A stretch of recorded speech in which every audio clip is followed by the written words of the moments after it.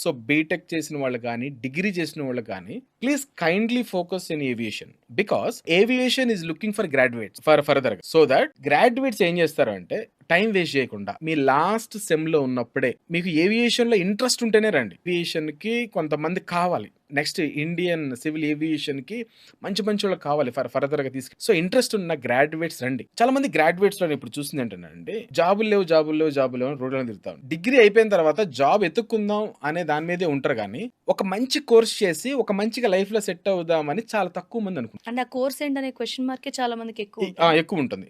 ఇప్పటికే డిగ్రీకి మా నాన్న 10 లక్షలు పెట్టాడు, బీటెక్ కి ఆల్రెడీ మా నాన్న 20 లక్షలు పెట్టేశాడు. పెట్టేశారు.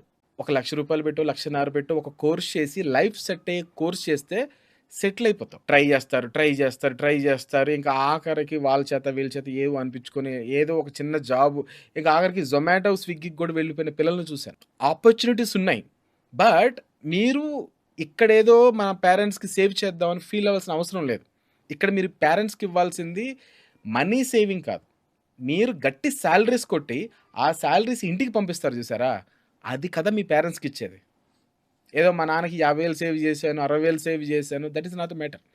అండ్ కొంతమంది గ్రాడ్యుయేట్స్ వస్తారు, సార్ ఇక్కడ నాకు ఇంట్లో కష్టంగా ఉంది, నేను హాఫ్ డే కాలేజీకి వస్తాను, ఒక హాఫ్ డే ర్యాపిడో నడుపుకుంటాను, అవి ఇవి అవి. ఇది చదువుకునే టైం, ఇది పనిచేసే టైం కాదు.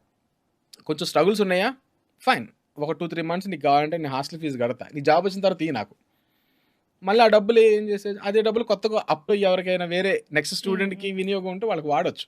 చదువుకునే టైంలో చదువుకోవాలి. వీడు హాఫ్ డే వచ్చి ఒక హాఫ్ డే రాలేదనుకోండి, ఈ మధ్యాహ్నం జరిగే సిలబస్ ప్రిపరేషన్ అంతా మిస్ అవుతాడు. ఒక 8 నుంచి 10 నెలల్లో జాబ్ రావాల్సిన వాడికి ముందుకు వెళ్ళిపోతుంది కదా.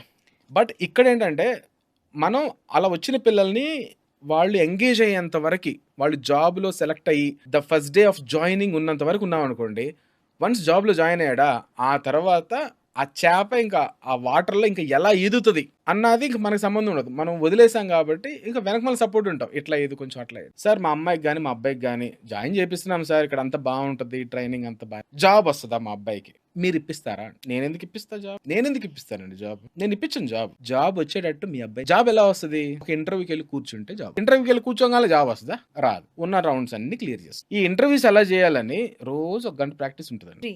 ఎవ్రీడే ఉంటుంది. సో ఇప్పుడు వాళ్ళకి చాలా ఈ కేక్ లా ఉంటుంది, చాలా ఈజీ. సంవత్సరం కొన్ని వేల సార్లు ప్రాక్టీస్ చేసి ఉంటారు, కొట్టేస్తా. ఇప్పుడు నేను ఇప్పించాలా జాబ్? నేను ఇప్పిస్తే ఒక్కసారి ఇప్పించగలను. మరి లైఫ్ అంతా మరి ఫర్దర్ ప్రమోషన్స్ కోసం నువ్వు ఇంటర్వ్యూస్ కూర్చోవాలిగా. మరి అప్పుడు చూపించుకోవాల్సింది ఎవరు? నీ కాళ్ళ మీద నిన్ను నుంచోబెట్టడానికి 100 మంది ఉన్న మా ఏరో ఫాల్కన్స్ టీమ్ నీ ప్రొఫైల్ మీద కూర్చుంటాం. నేను ఎలా చెక్కాలో అలా చెక్కుతాం.